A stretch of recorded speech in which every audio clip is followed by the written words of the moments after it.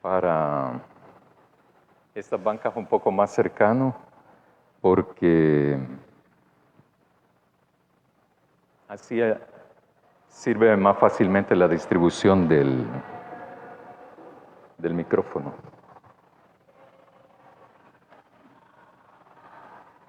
Hermana Dora, nos dirige en oración, por favor.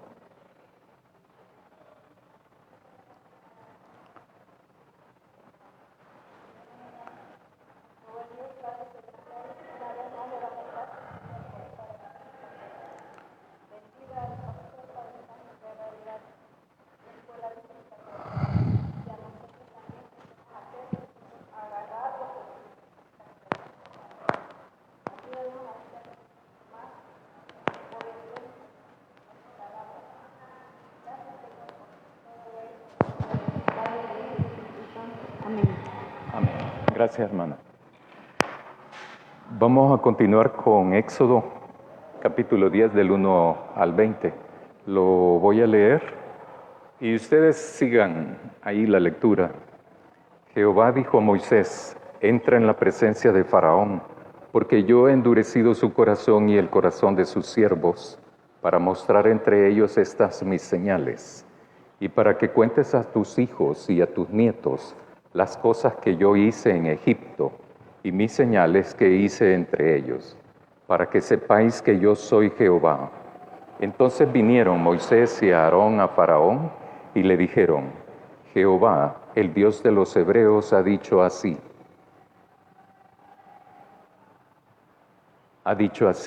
¿Hasta cuándo no querrás humillarte delante de mí? Deja ir a mi pueblo para que me sirva.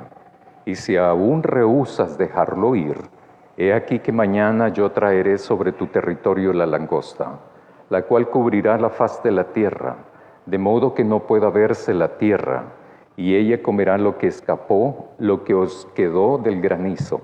Comerá asimismo todo árbol que os fructifica en el campo, y llenarás tus casas, y llenará tus casas, y las casas de todos tus siervos, y las casas de todos los egipcios, la cual nunca vieron sus padres ni tus abuelos, desde que ellos fueron sobre la tierra hasta hoy.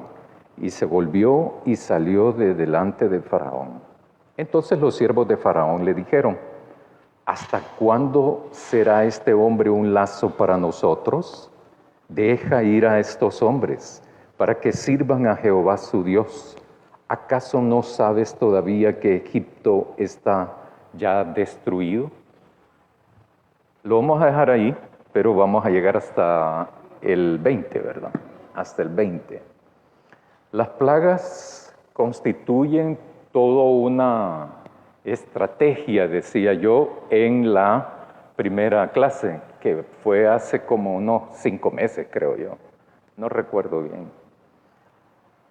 Yo hablaba en esa ocasión de que había un proyecto de vida, un proyecto de muerte, el cual estaba liderado por Faraón. Y un proyecto de vida que estaba liderado por Dios. Y toda la narrativa desde el capítulo número 1, versículo 1 de Éxodo, tiene que ver con eso. Tiene que ver que hay una realidad de muerte y también hay una posibilidad de vida, hay una alternativa de vida. Esta alternativa no está en el presente. Me refiero a lo del libro, ¿verdad? Al Éxodo. Esto sí es lo que está, el proyecto de muerte. Y ahí vimos, en esas ocasiones fuimos haciendo un recuento de lo que estaba ocurriendo. ¿Qué es lo que, para ustedes, de qué trata Éxodo? Como ya lo leyeron varias veces, me imagino, supongo. Entonces, ¿de qué trata Éxodo, el libro? Así en términos generales. ¿De qué trata? Del amor de Dios hacia el propósito de Dios de que le conozcan. Porque no lo conocen ni los egipcios, ni quizás tampoco los israelitas. Exacto. Entonces, quizás el propósito de Dios es que le conozcan y al mismo tiempo lograr la salvación del pueblo, porque El propósito de Dios con Faraón también era eso, que le conociera a él. Sí, muy bien. Dice nuestra hermana de que trata sobre el amor de Dios. Y eso tiene cierta manera de concretarse. Uno es que le conozcan. ¿Quiénes le van a conocer? Dice ella. Los egipcios, porque no le conocen, y también los israelitas, porque también no le conocen. Y eso así es. Y lo otro, dijo literalmente, para salvarlos. A los israelitas, ¿verdad? ¿Y salvarlos de qué? De la esclavitud.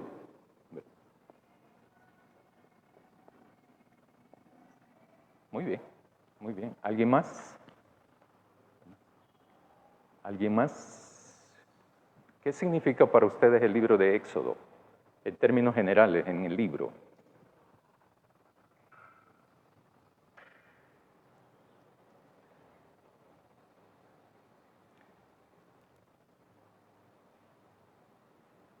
Siempre se me olvida que a ustedes les gusta mejor así, ¿verdad?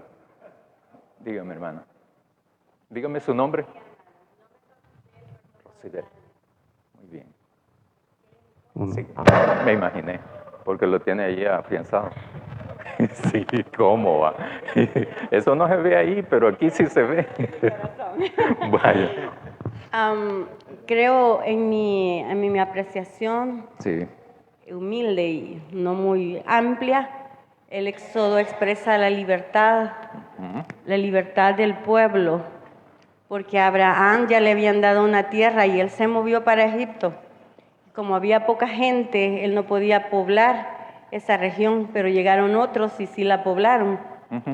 Entonces, tienen que moverse nuevamente a Egipto, y Egipto simboliza lo que usted dice, muerte. Para ellos, muerte espiritual más que física. ambas. Física en el sentido tal vez por el sometimiento que puedan tener. Sin embargo, más que nada para mí es carácter espiritual, porque se ven sometidos a la idolatría en todos los sentidos, y Sí. a eso se debe también lo de las plagas, ¿verdad? Ahí Dios se acaba a todos sus dioses y todas las cosas entonces para mí Éxodo, además de ser una expresión máxima de amor de Dios, es como quien dice, ¿te recuerdas lo que dije en Génesis 3:15? Muy bien. ¿Verdad? Muy bien. Ajá. Y Está entonces bien. ahí está. Muy bien. No le digo más porque si no le quito la clase. Está bien, está bien. Exactamente, es de la libertad. Es la libertad del pueblo. Hasta este momento todavía no son pueblo de Dios, ¿verdad? Entonces, porque el término también que vemos es hebreo en otros textos de ahí de Éxodo. Pero bien, y los hijos de Israel. Entonces, ¿quiénes estaban esclavos? Eran estos, los esclavos. ¿Quién los esclavizó? A estos. Él quiere participar. Dígame. Sí. Era para llamar la atención, ¿verdad? Quería abonar de que todo lo que hace nuestro Señor Jesucristo, Hijo y Espíritu Santo,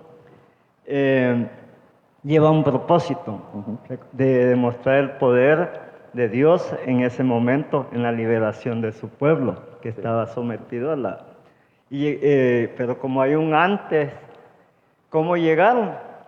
Cómo estaban fue diferente la situación. Entonces él aprovechó ese momento para demostrar su poder por la misma presión de los egipcios en la adoración de otros dioses. Muy bien, gracias. Está bien. Vamos al capítulo 10. Dice, versículo 3.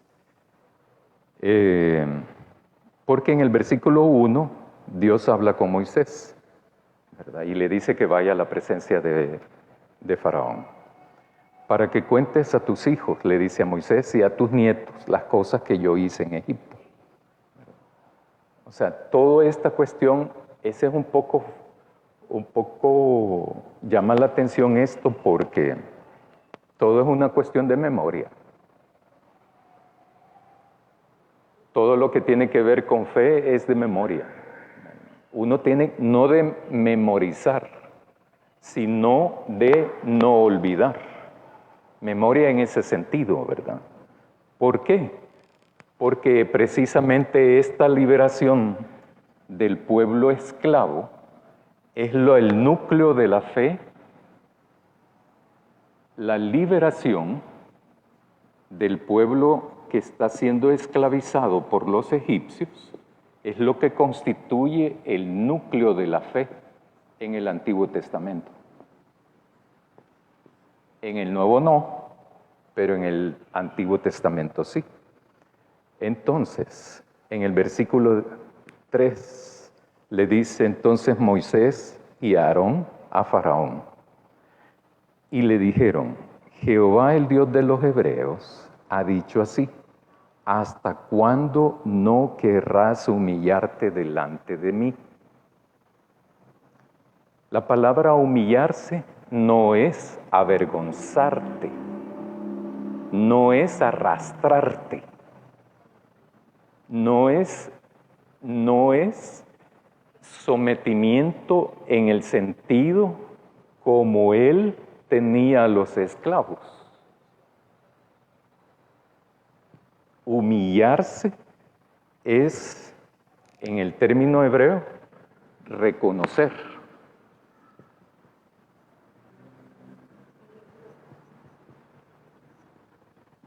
¿Quién es Dios?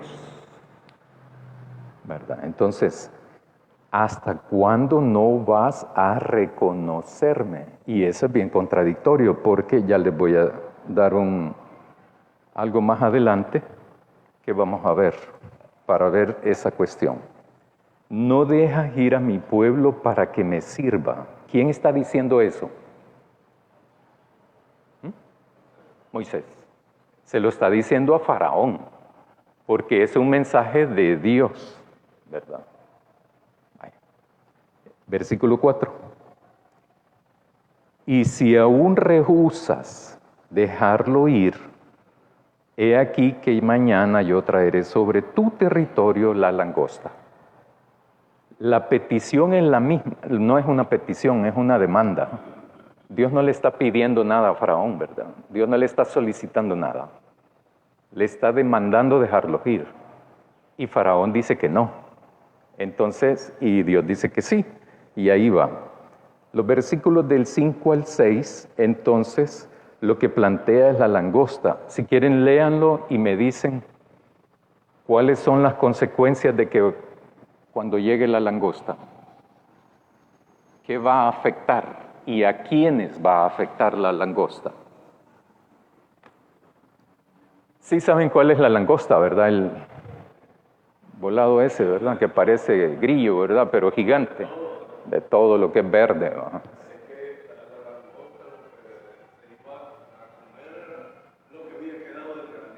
Exacto.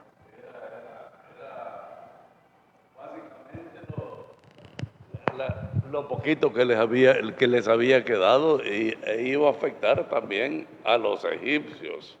Exacto. Pero lo que yo estaba viendo con todo lo anterior que se ha dicho es que en la historia de la salvación, si nosotros agarramos desde Abraham, Ajá. y llegamos a este momento, todo ese tiempo de esclavitud del pueblo ahí en Egipto, como que habían perdido un montón de relación con Dios, como que habían perdido todo. Y Dios se encargó de volver a contactar a la humanidad a través de Moisés y su hermano que le ayudó a ser su vocero. Y entonces, ahora digo, ¿y de cuál salvación estábamos hablando a este momento? Pues Dios los volvió a buscar, les quería demostrar quién era Dios, pero también vivieron en medio de un pueblo que no tenía ninguna relación con Dios, era cualquier otra cosa. Entonces de eso también Dios los estaba salvando a ellos. Sí, sí, sí. Y por eso es que Pero, exacto, exacto. llega el... Pero fíjense que, ¿cuánto fue el que comenzaron a tener problemas? Cuando los esclavizaron, ¿verdad? Y antes no tuvieron problemas ellos. Entonces ahí está una cosa que uno tiene que interpretar, ¿verdad? Como antes tenían privilegios, ¿verdad? Ah, si tenés privilegios, entonces no tenés problemas entre la fe y la idolatría. Entonces sí podemos coexistir, ¿verdad? Sí podemos convivir entre la idolatría, porque los egipcios nunca renunciaron a su religión idolátrica. Pero ellos no tuvieron problema, ¿verdad?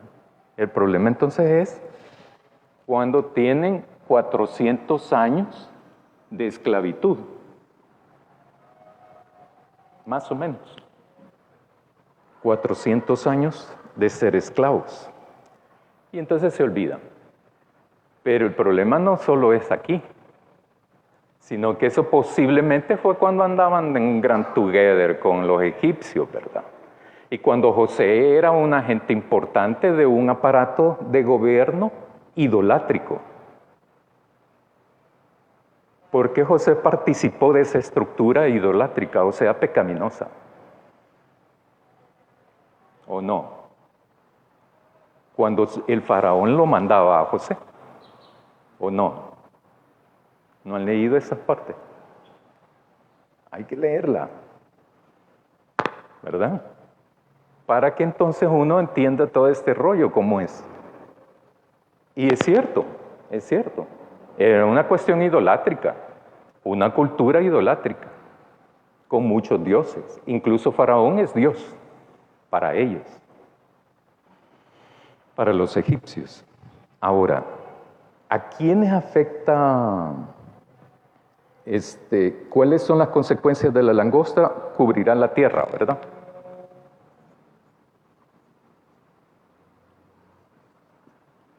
Ustedes me entienden, ¿no? La letra. Cubrirá la tierra. ¿Qué quiere decir cubrir la tierra? O sea que se van, si se depositan aquí, ahí dice que se va a oscurecer la tierra. No dice el sol, sino la tierra, ¿verdad? No sé si ustedes han visto una vez cuando llegan langostas. Aquí ha ocurrido eso. Hay zonas determinadas porque ellos viajan, migran, ¿verdad? Yo antes pensaban que eran las esperanzas que le llamamos nosotros, pero son como 2 o 3 veces más grandes que eso, ¿verdad? Y son cafés. Ajá, sí. Una vez se metieron un montón a una oficina donde yo estaba trabajando, entonces se metieron ahí para comerse todo, ¿verdad? Pero lo hacen en minutos. Cubrirá la tierra, comerán lo que dejó, si el granizo dejó algo, lo va a destruir. Bueno, se comerán lo que dejó el granizo. También, ¿qué otra consecuencia hay?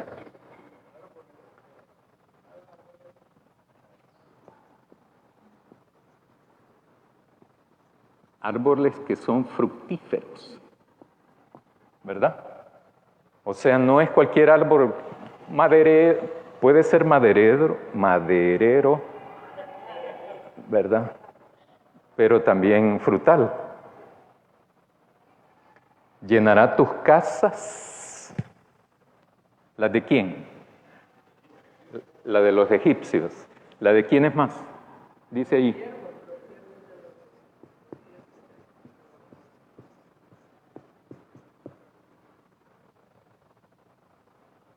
Vaya. O sea que se van a meter a la casa. ¿Por qué? Porque en textos anteriores los siervos del faraón son los del aparato, ¿cómo es que se llama esto? El gabinete de gobierno del faraón, ¿verdad? Son estos siervos no son esclavos, estos tienen esclavos.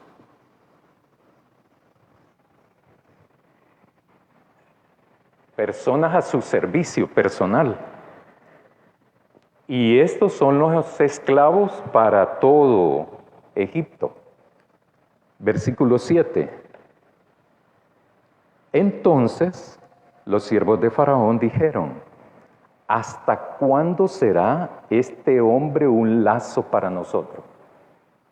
¿Quién es el lazo? ¿Cómo? Moisés. Exacto. Voy a poner aquí Moisés. Moisés. Pero también realmente lo que significa es Dios. ¿Verdad? Porque Moisés solo es la cara pública. Porque Dios no habla con Faraón. ¿Por qué creen que no habla con Faraón? Exacto. Porque Moisés y Aarón son sus mensajeros. Bye. ¿Hasta cuándo este hombre será un lazo para nosotros? Según los siervos, Moisés es el causante de esto, por una parte, porque ya van a ver después cómo dicen ellos, ¿verdad? Entonces le dicen los siervos del Faraón a Faraón, le dicen: déjalos ir a estos hombres para que sirvan a Jehová, su Dios. Y entonces venimos aquí, ¿verdad? Cuando comenzamos a estudiar esto, nadie conocía a Dios. Ni por su nombre no lo conocía, ni sabía nada de Dios. Ahora hay unos siervos que le dicen: deja ir a estos para que vayan a adorar a Jehová su Dios. ¿Acaso no sabes? ¿Acaso no te das cuenta de que Egipto está ya destruido? ¿Está en ruinas Egipto? ¿O a qué destrucción se refiere? ¿Cuál es la destrucción? Exactamente. Dijéramos la economía, lo cual podemos dividirlas en rubros. Agricultura, ¿verdad?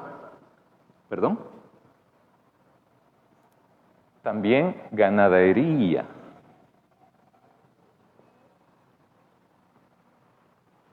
Se ha ido acabando la economía. ¿Quién se ha ido acabando la economía de Egipto? No tengan temor, díganlo. ¿Quién es? Exacto. Ustedes iban para mi segunda pregunta, ¿verdad? Porque pensé que me iban a decir Dios. Y es cierto, es Dios. Pero por culpa del faraón, por responsabilidad del faraón. Dios quiso dialogar desde el inicio. No quiso. Bueno. Hay que acordarse que esto uno lo tiene que aplicar para la vida personal también, ¿verdad? Y para este momento actual, ¿verdad? También hay que aplicarlo para eso. Entonces, que no te das cuenta que Egipto ya está destruido. La economía está en la calle. Que estas langostas se han metido, se van a meter también. Las ranas se metieron hasta en la cama del faraón. Los piojos, las úlceras, todo eso lo ha ido acabando. El ganado, no solo el ganado de comercialización de leche, carne, sino también el ganado, los animales de corral, porque el hermano Amner puntualizó algo que nunca, no se me ha olvidado, ¿verdad? Porque es que dice aquí que ya se acabó el ganado y luego vuelve a decir en otra plaga que también va a destruir el ganado, ¿verdad? Es por eso. Y entonces ahora está arrasando con lo de las langostas, bueno, para nosotros es fácil, va.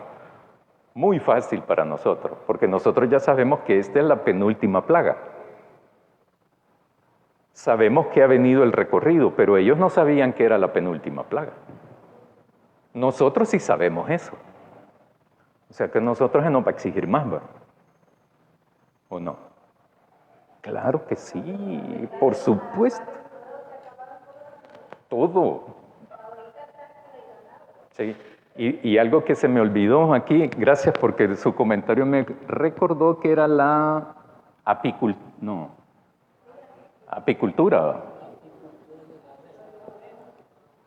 Y lo de los peces, piscicultura. ¿Se acuerdan la primera que convirtió en sangre el río? Ahí se acabaron los peces. O sea, le destruyó la economía. Fue poco a poco, poquito a poco. Sí, y entonces ahí hay una fractura que más adelante vamos a ver con esto de los siervos. Entonces los siervos van experimentando una división entre ellos. Y eso comienza desde antes, desde la plaga anterior.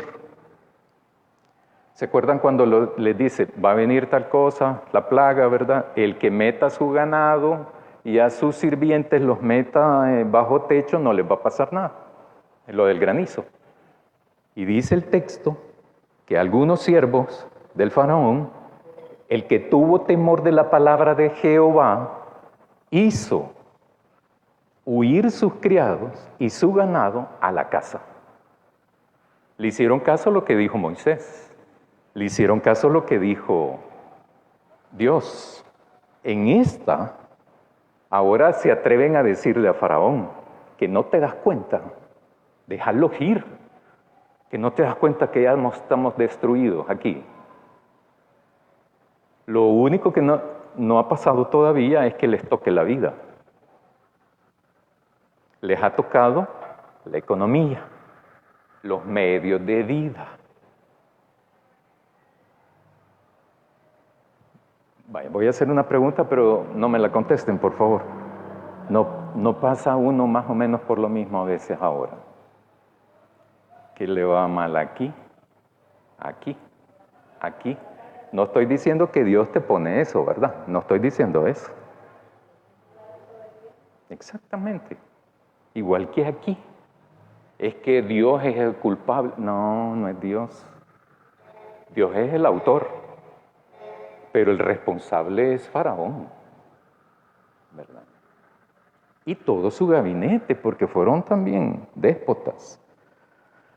Ahora, versículos del 8 al 11. Y Moisés y Aarón volvieron a ser llamados ante Faraón, el cual les dijo, andad, servid a Jehová vuestro Dios. ¿Quiénes son los que han de ir? Moisés respondió, hemos de ir con nuestros niños, con nuestros viejos, con nuestros hijos, con nuestras hijas, con nuestras ovejas y con nuestras vacas hemos de ir, porque es nuestra fiesta solemne para Jehová.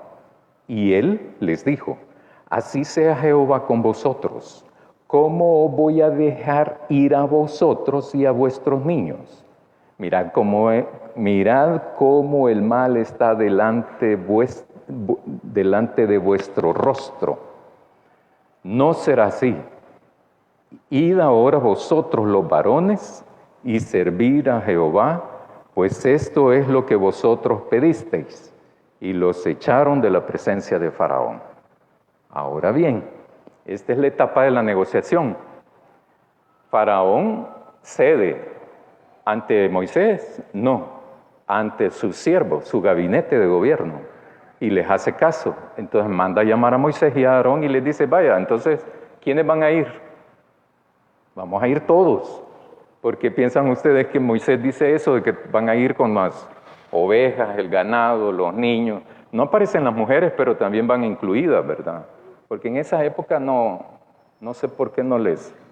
Bueno, sí sé, pero a las mujeres casi como que eran invisibles, ¿no? Como que si era cuestión de hombres. Y no, ahí estaban involucradas las mujeres también. Los viejitos, allí vamos. Es bien interesante eso, fíjense, porque a veces hay culturas actuales de que los viejos son muy descartables, ¿no? No, estos nos van a quedar en el camino, mejor no, nos van a morir, mejor nos van a estorbar, pues, ¿verdad? Que él los lleve el faraón. Pues. No se los va a llevar el río, sino que el faraón. Pero aquí no.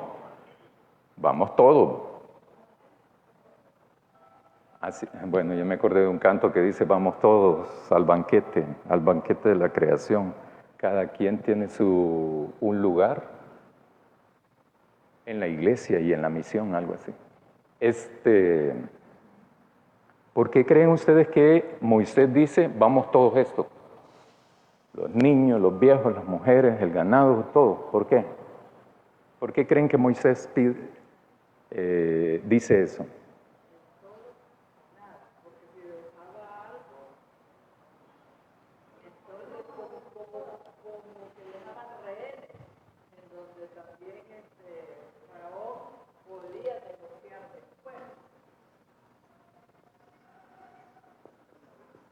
Si quiere, lo deja aquí, porque es como dejar rehenes.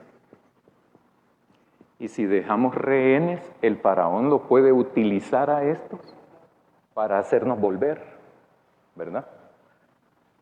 Muy bien. ¿Por qué más creen ustedes que dice eso Moisés? Vamos todos.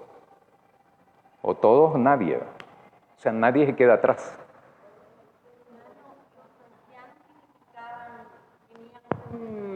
Ay, Dios hermano, ¿por qué me pone el micrófono? Es que por la transmisión en vivo. Ok, entiendo. Los ancianos significaban dentro de la vida familiar la experiencia, eran los que enseñaban. Entonces, para Dios es la familia completa.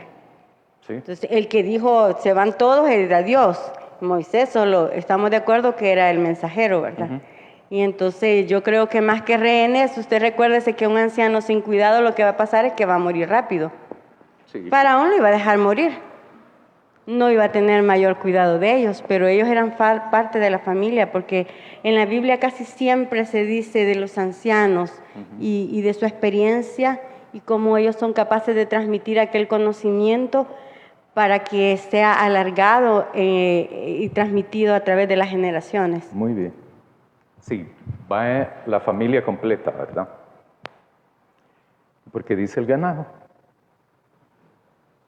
Porque no solo habla de personas, sino que habla de ganado también, ¿verdad? Con nuestras ovejas y nuestras vacas. La propia economía de ellos. Exactamente, ¿verdad? Entonces iba lo social, lo económico.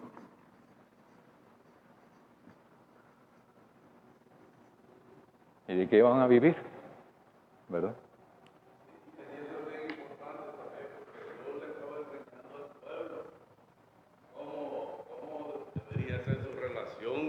Cómo era su relación con él.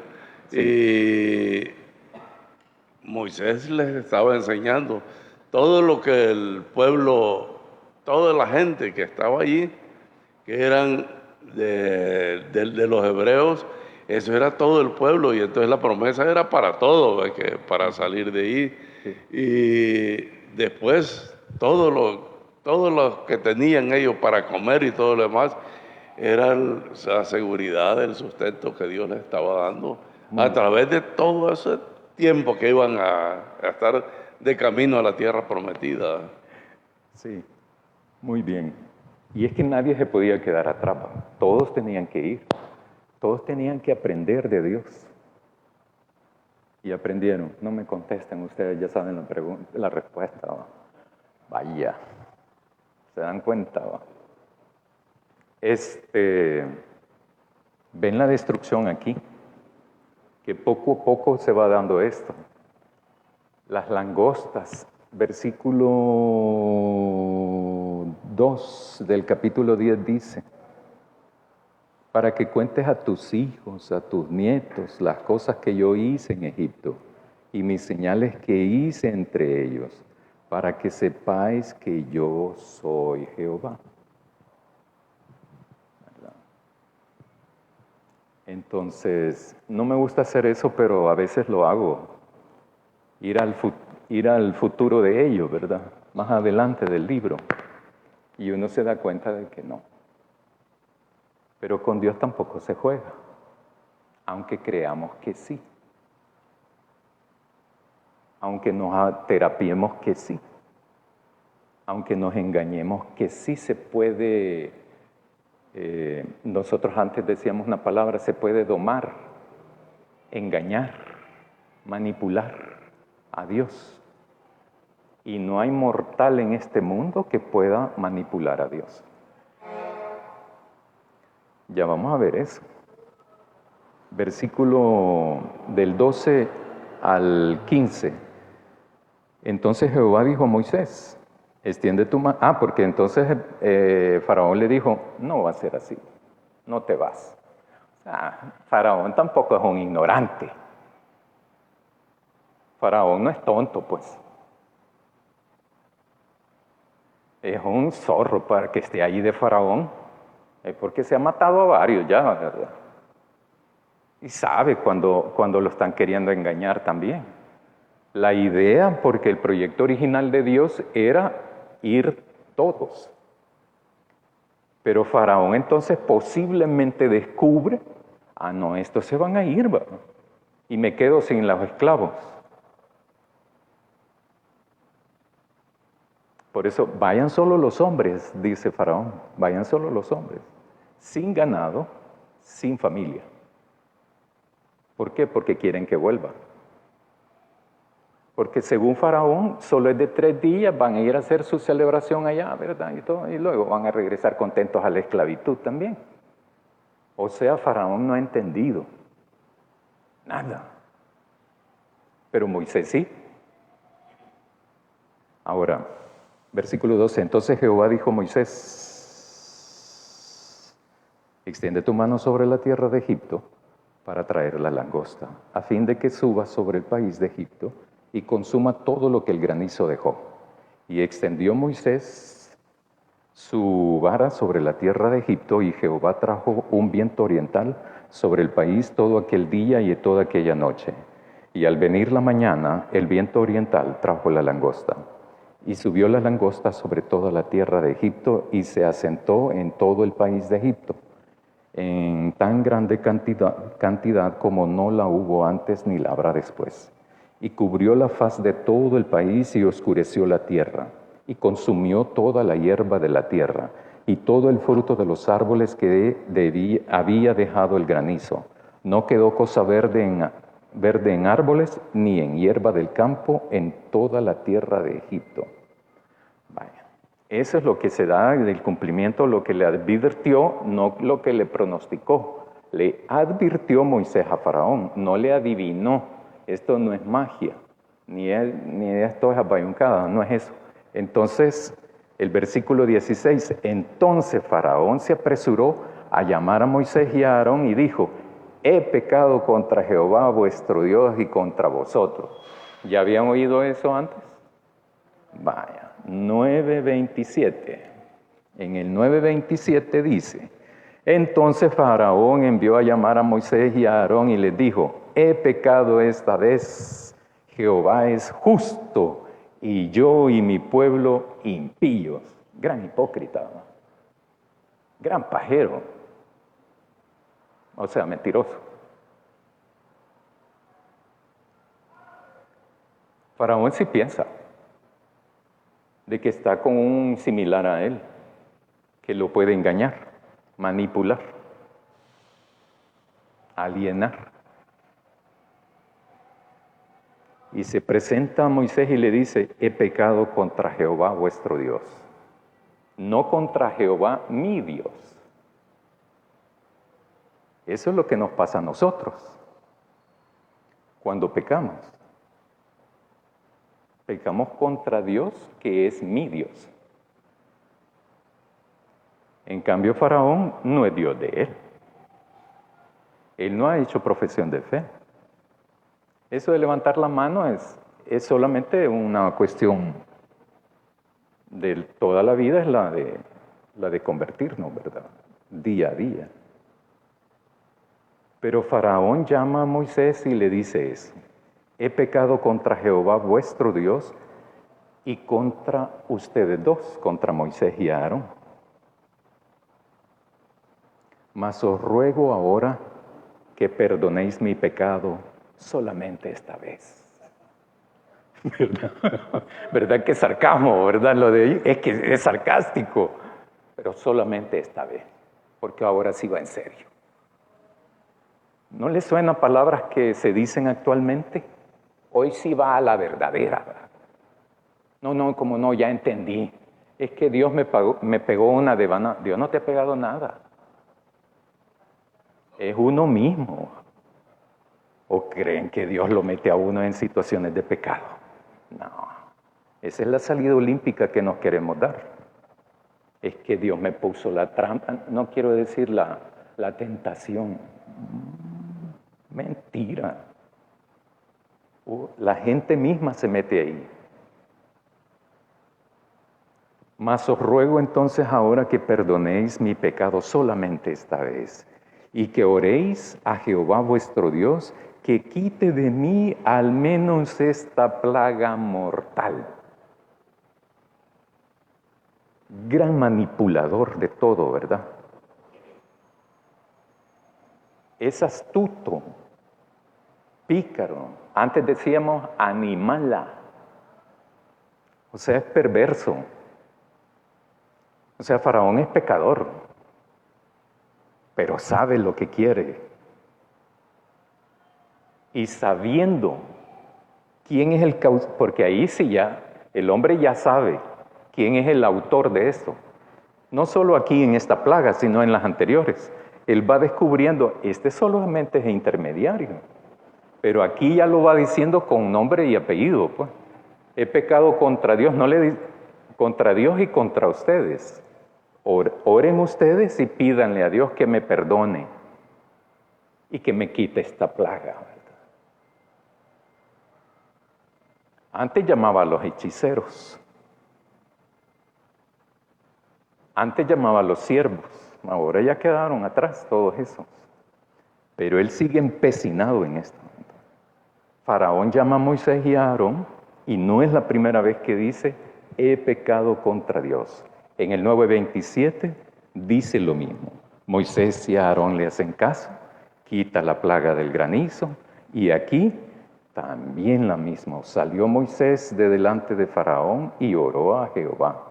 Entonces Jehová trajo un fortísimo viento occidental y quitó la langosta y la arrojó en el mar Rojo. Ni una langosta quedó en todo el país de Egipto, pero Jehová endureció el corazón de Faraón.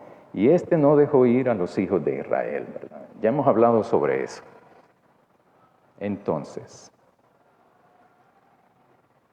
al principio, Faraón le dice a Moisés, ¿y quién es este Dios tuyo? No lo conozco. ¿Y por qué le tengo que hacer caso? ¿Acaso es mi Dios para hacerle caso? Porque se supone en la lógica de Faraón que si fuese su Dios, sí le haría caso. ¿Y nosotros le hacemos caso a Dios? No me la respondan esa, ¿verdad? Vaya. Porque esta cuestión tiene que ver mucho con nuestra práctica actual. En el principio dijo Faraón, ¿quién es ese Dios? Y ahora Faraón lo nombra. Le dice el nombre Jehová. Yahvé, la palabra ahí en hebreo es esta, ni es palabra.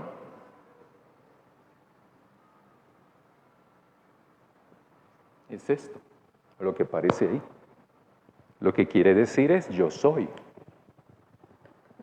O sea, yo soy el que ha sido siempre en la vida, en la historia, el permanente, el que no cambia. Dios no cambia. Los que tenemos que cambiar somos nosotros. Es el faraón, son los siervos. Fue Moisés el que tenía que cambiar en su momento determinado. En chiquito, el proceso se ve también con Moisés. Vaya, hermanos y hermanas, ¿qué piensan? ¿Qué lecciones les deja ahora el texto de ahora? Solo espere el micrófono, por favor. Hay un rubro que no lo hemos contemplado en la destrucción de las plagas, y es la religión egipcia estaba desquebrajada con todo eso de la destrucción de las plagas. Sí. Y eso lo vemos precisamente cuando los siervos que se atrevieron a contradecir a Faraón. Es porque ya la religión estaba trastocada. Muy bien.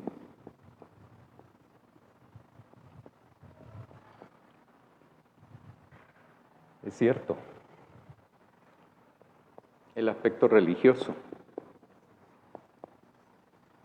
Pero también dijimos la economía. Y ya vamos a ver que también lo político. Esto se ve representado con los hechiceros, ¿verdad? ¿Por qué? Porque cuando Faraón llama a los hechiceros, le dice, vaya. Y lo que logran estos es igualar. ¿Se acuerdan de eso? Vaya. Pero se destruye el aparato religioso. Y si se fijan, los hechiceros desaparecen. Y por eso Faraón ya no vuelve a mencionar nada de esto. Porque se da cuenta que no puede apelar a eso. La economía ya ahí, ¿verdad? Lo que vimos eso, lo de la agricultura, apicultura, ganadería, piscicultura, etcétera, etcétera. ¿Por qué lo político? Porque la posición de este como Faraón, ¿verdad? Entonces esto es lo político. Porque desaparece Faraón por su capricho, o sea, por el capricho Faraón, desaparece Faraón como Faraón. Y en la persecución encuentra la muerte, el Faraón. Vaya, ¿alguien más? Si no, dedocráticamente.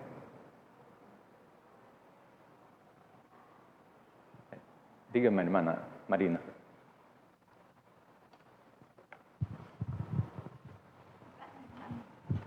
Buenos días. Buenos días. Yo pienso de que es cierto que el Señor mandaba que sacaran a su pueblo y Faraón endurecía su corazón y el Señor mandaba nuevas plagas. Y eso también servía para que Dios se diera a conocer no solo en Egipto y en Israel, sino que en todo alrededor del mundo actual que estaba. Tanto que cuando ¿cómo se llama? Rahab la ramera escondió a los espías, ella ya sabía de todos los portentos que habían habido con el pueblo de Israel y todos tenían miedo, ¿verdad? Y ella tuvo temor. Y por eso pues ayudó a los israelitas. ¿Quién era ella? Rahab. ¿Qué era ella? Ramera. Sí. ¿Verdad? Ajá. Rahab, cuando llegaron los espías israelitas. Sí. Y los esconde. Sí, los esconde y los sacó. Pero entonces se dio a conocer en toda la parte conocida, ¿verdad? De ese tiempo. Así es que así nosotros también lo hemos llegado a conocer por todos los portentos que ha hecho en nuestra vida, a pesar de los fracasos que hemos tenido, pero eso nos llevó a confiar más en Dios. Sí. Vaya, bueno. Muy bien, vaya. Solo para que no se me olvide, porque se me olvidan las cosas. Ya le dan. Porque por eso es que voy con los viejos ahí. ¿Cómo es que en esa época y en momentos históricos después de la liberación es que saben de esto? ¿Cómo es que sabe la gente eso, los demás pueblos eso? Las nuevas generaciones saben eso. ¿Cómo es que saben eso? ¿Dios les habló a las nuevas generaciones de eso? Exacto. Tradición oral. O sea,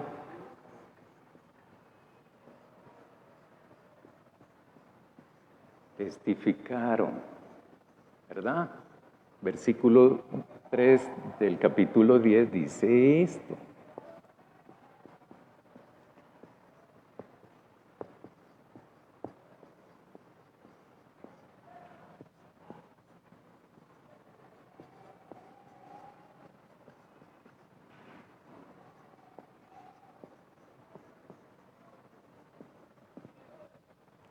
a través de la tradición oral, ¿verdad?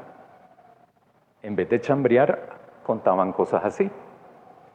Entonces es una transferencia cultural de generación en generación. Iban transmitiendo eso de una tradición oral. Todavía no estaba la escritura, o sea, era prehistoria. La prehistoria no es eso de dinosaurios, es antes de que se descubriera la escritura. Exacto, gracias. En otras palabras, es testificarle a otra gente. Dígame, hermano. Quizás empezando por eso último, la tradición oral fue básica para todo lo que hoy conocemos nosotros, ¿verdad? Sí. Eso fue importantísimo.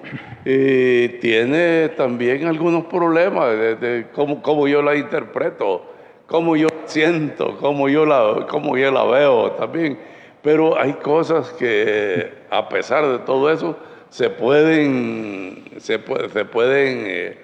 conocer y saber cuál es el verdadero sentido de todo lo que se ha dicho en la tradición oral. Sí. La otra cosa, pensando en Faraón, bien dijo Jesús después, es bien difícil que un rico pase por... Ajá. Y cabal, y entonces... Y como que no quiere decir que no es posible, pero sí que piensa más dificultad porque tiene más cosas terrenales a que arraigarse. Y por supuesto las personas del pueblo de Israel, aunque no conocían a Dios, pero era gente que había sido obediente, sometida todo el tiempo también. Y ahora estaban aprendiendo una nueva forma de libertad también, que antes ellos no la habían conocido. Creo que eso es importante. Y muchas veces nosotros somos como Faraón también, que queremos hasta que estamos destruidos, que ya no tenemos ni aliento de nada, hasta entonces decimos, mejor le hubiera hecho caso, pero tengo que asumir las consecuencias de por qué no hice caso. Ajá. Y tengo que asumir las consecuencias de mis propias decisiones. Así es. Y no echarle la culpa a Dios que me tiene así, ¿verdad? Ahora, a veces en las ONGs hay unas situaciones de que se hacen repartos de cosas. Depende de los proyectos, ¿verdad? Entonces se hacen reparto de cosas. Generalmente, cuando uno va a las comunidades, una de las primeras preguntas que le hacen es, ¿y ustedes van a regalar algo? O en otras comunidades dicen, ¿va a haber algún reparto de algo aquí? No, ¿verdad? Entonces yo llegué a un municipio y sí iba a haber no reparto, pero lo que iba a suceder es que se iba a apoyar iniciativas productivas o de pequeños negocios. Para eso yo tenía que hacer esa cuestión de las iniciativas productivas, cuál era la factibilidad de mercado y no. Por ejemplo, un grupo de mujeres dice, nosotros queremos hacer, la iniciativa productiva va a ser de echar pupusas, hacer pupusas. Ese municipio es el peor municipio donde yo he probado las pupusas. Es horrible ahí, ¿no? Para que una persona dañe una pupusa, ¿verdad? Es que, pues sí, y es horrible ahí, ¿verdad? No me pregunten porque nunca lo voy a decir dónde es, ¿verdad? Porque algunos de ellos me están viendo, pero ellos van a saber. Entonces, ahí no conocían las pupusas de arroz, de masa de arroz, por ejemplo, ¿verdad? Pero entonces vienen ellas y me dicen, pupusas, ¿cuántas pupuserías hay? 5. ¿Y la de ustedes? 6. ¿Y cuál es la diferencia de ustedes? Las vamos a hacer ricas. No. Y como ya tenía experiencia yo en esas cuestiones, ¿verdad? No es cuestión así, ¿verdad? No les digo yo. ¿Cuántas pupusas? Y como yo los mandaba a decir, vayan a decir al vecindario, ¿verdad? ¿Cuántas pupusas, cuánto dinero compra de pupusas a la semana? 3.50 a la semana, en todo un barrio. No, entonces era iniciativa productiva fracasada de antemano, ¿verdad? Entonces, ocurre eso también acá, ¿verdad? Ocurre eso. Para el pueblo esclavo, con solo la noticia de ser liberado, era cualquier motivación para irse, pues, ¿verdad? Cualquiera. Será lo mismo que pasa ahora de que cualquier ofrecimiento, promesa, mejor dicho, que hace Dios de que si confesamos nuestros pecados a Jesucristo, asumimos un compromiso con Jesucristo como Señor y Salvador de nuestra vida y obtenemos entonces vida eterna, ¿creen ustedes que es suficiente? ¿Verdad? Yo diría que no. ¿Por qué? Para muchísimas, la mayoría, hay Biblias ahora que te sombrean las promesas de Dios. ¿Qué es eso? ¿Verdad? ¿Qué es eso? O sea que estás por las promesas o estás por la salvación, porque las promesas son materiales, si se fijan, ¿verdad? Dice, ¿es que Dios es fiel? Sí, los infieles somos los seres humanos. ¿Por qué repites eso? ¿Es autoterapia? ¿Verdad? ¿O qué? La tradición oral, había de cualquier tipo de tradición oral, ¿verdad? Y por eso es que la tradición oral hace este tipo de cosas. De que en una plaga dice que arrasó con todo el ganado, pero en otra sale dice que todavía hay ganado. Es por la tradición oral, precisamente, ¿verdad? Y a veces actualmente decimos, decimos así, va, yo siento que le caigo mal a la vecina. ¿Sabe o siente? Y eso es percepción. Aquí el hermano Aníbal nos podría dar una cátedra de eso, de las percepciones que son subjetivas. O sea, no son ciertas, pues. Son imaginaciones. ¿Cómo? Imágenes, ¿verdad? Pero no son cosas reales, ¿verdad?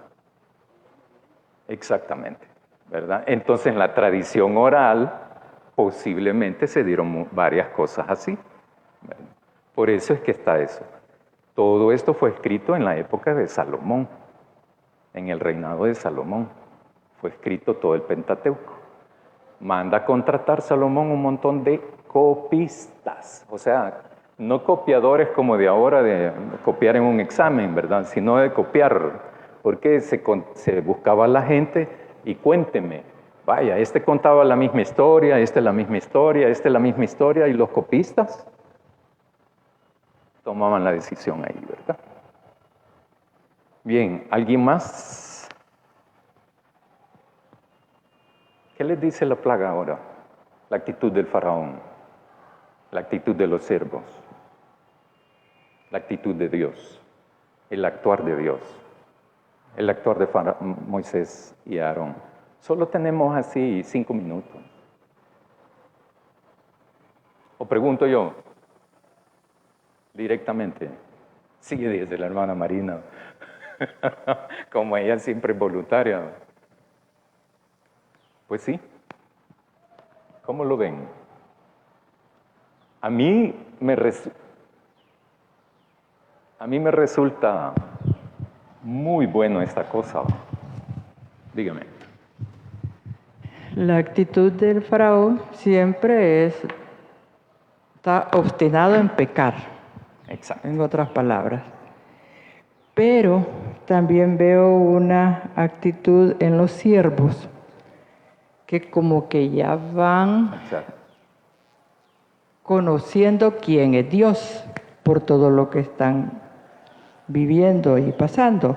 Porque el versículo 7 del 10, donde dice que los siervos, entonces los siervos de Faraón le dijeron, ¿hasta cuándo será este hombre un lazo para nosotros? Deja ir a estos hombres para que sirvan a Jehová su Dios. Y aquí es donde viene lo que me interesa que sepamos. ¿Acaso no sabes todavía que Egipto está destruido, que no te has dado cuenta como que los siervos ya están entendiendo quién es Dios. Y por eso también ellos le dicen al faraón, ablanda ya tu corazón, que no te has dado cuenta que es el Dios que está haciendo esto. Muy bien. La unidad que había entre Faraón y sus siervos era evidente antes, pero aquí ya se resquebrajó todo esto. Va a haber un momento determinado de toma de decisión ahí, que es lo último. Más o menos voy a llegar hasta julio con esto. Ya de ahí ustedes solo siguen. Pero para mí es una situación muy crítica eso de comer la Pascua. Eso lo vamos a ver hoy en junio, porque el próximo domingo vamos a seguir con esto. El capítulo, no me acuerdo, creo que es el 12, porque el 11 solo lo voy a mencionar, que es chiquito, es cortito. La Pascua, ¿cómo se come la Pascua? No es una cosa ritual nada más. El rito significa porque tiene un significado, igual para nosotros, ¿verdad? Beber de la copa y comer del pan no me salva de nada, ¿verdad? Vaya, entonces, solamente es una cuestión litúrgica que nos recuerda algo y nuestro compromiso con Jesús. Ahora bien, el comer la Pascua tiene unas implicaciones bien de toma de decisión, que mucha gente se quedó. Igual ahora, si no te decides, te quedas. No, pero yo ya acepté hace 40 años. No, yo me refiero a hacer la voluntad. Porque aquello fue un acto público, de testimonio público. Ese acto no me salvó. Quien me salva es Jesús, no mi hecho de levantar la mano. Eso no me salva. Mi vida entregada a Dios, a Jesús, sí.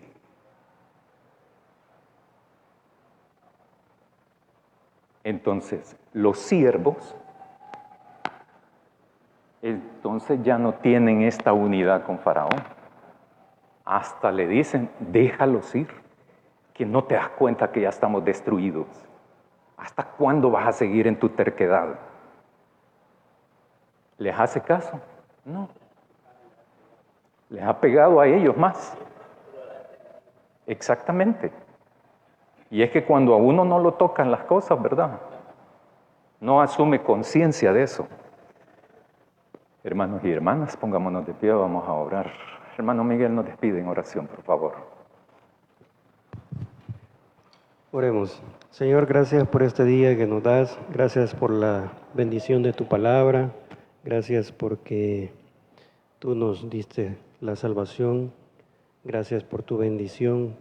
Padre, pedimos que abras nuestra mente para el sermón, que podamos entender más de tu palabra y poder acercarnos más a ti. En el nombre de Cristo Jesús. Amén.